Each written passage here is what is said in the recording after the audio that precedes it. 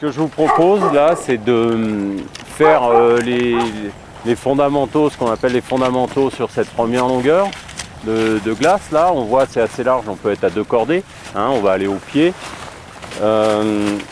Après, ce qu'on fera, c'est qu'on redescend et puis on va faire la colonne. Il n'y aura plus personne dedans. Donc ça permet de grimper en plus un petit peu pour nous, quoi. Enfin, pour nous. Ça, moi, l'autre jour, pour vous donner une idée, j'y ai été. Vous pouvez y aller avec client, là, hein, tout à fait. Hein.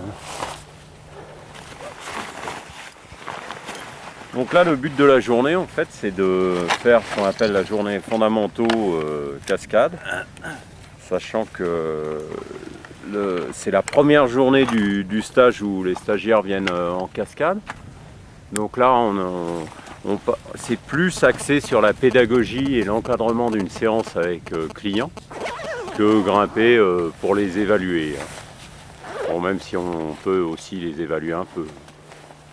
Mais là, on va bien insister sur les petits éducatifs qu'on peut proposer aux clients, tout en restant quand même assez simple, hein, mais des choses qu'on peut faire à ses clients quand on fait débuter un client en cascade de glace.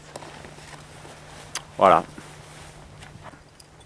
Donc vous voyez, hein, comme je vous le disais l'autre jour, hein, l'autre soir en cours, hein, la cascade, ce qui est intéressant, c'est que rapidement, tu es sur des difficultés techniques intéressantes.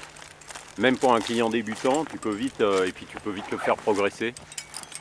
Là, on a marché quoi, une demi-heure, hein, marche d'approche. Bon, on a fait un peu de route, mais bon, c'était pas, ça allait.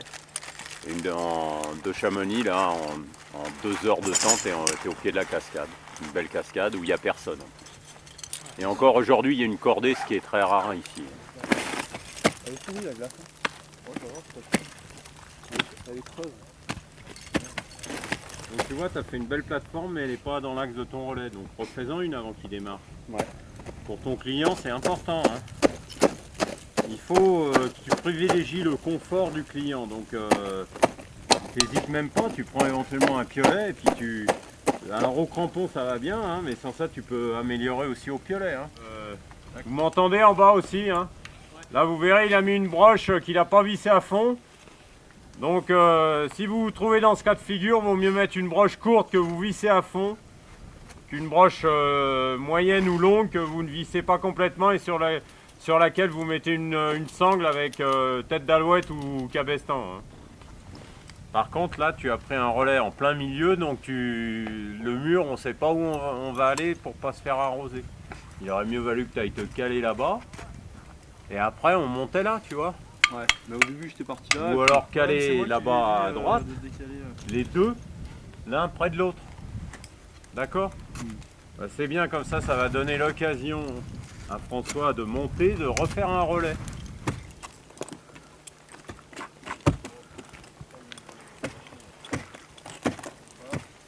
Sup, peut-être un petit 4 là, hein, en difficulté technique, donc vous pouvez tout à fait emmener un débutant.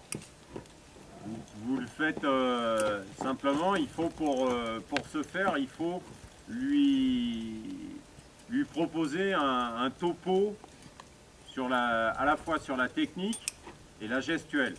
Donc la technique, déjà parler du piolet, parler du manche du piolet, qu'il faut prendre le piolet en bout de manche. Hein. Alors ceux qui ont maintenant pratiquement tous les piolets ont une cale, donc bien poser le petit doigt sur la cale.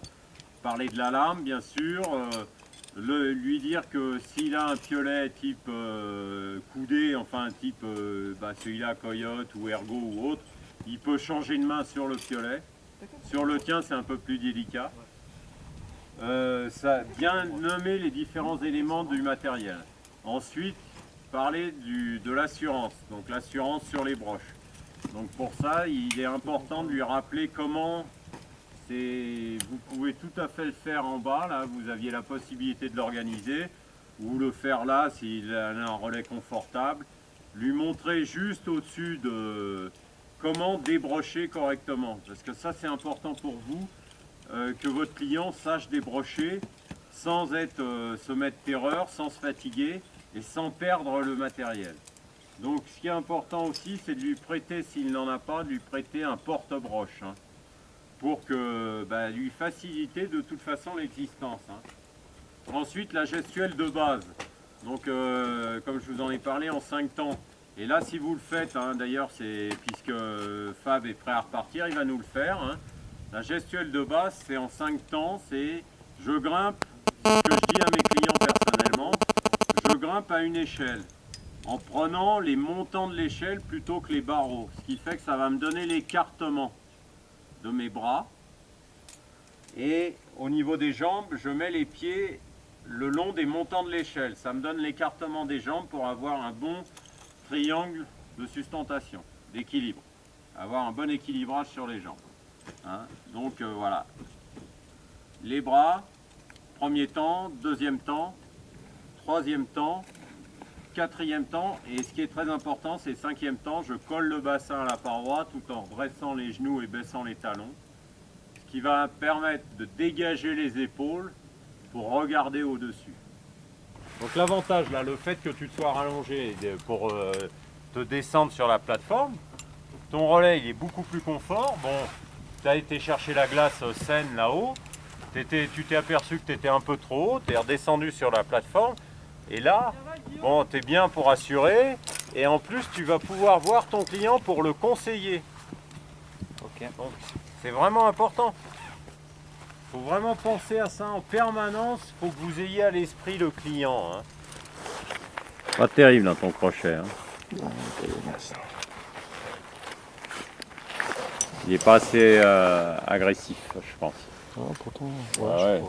Donc en fait, hein, c'est au niveau des manœuvres, hein, là où vous, à la fois installation d'un relais, réalisation d'un Abalakov pour installer un rappel.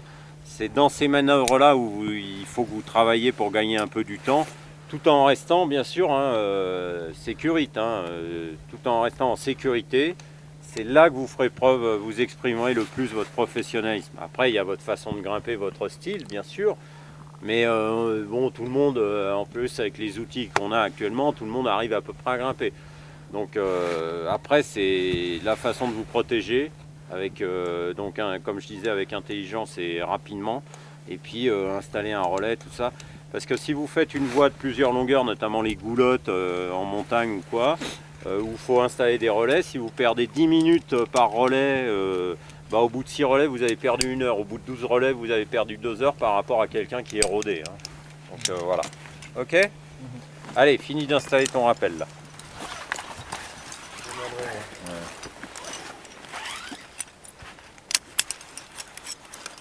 Bon, j'y vais. Ouais, t'y vas. Si tu étais avec client, tu lui aurais préinstallé son descendeur. Déjà, ouais. Hein? On peut rentrer? Non. Bon, on se tâtait là. Enfin, on se tâtait, faites pas là. Non, faites pas trop, ça va passer au soleil là. Hein? Ça va passer au soleil dans un quart d'heure. Pas y aller? Pas au soleil.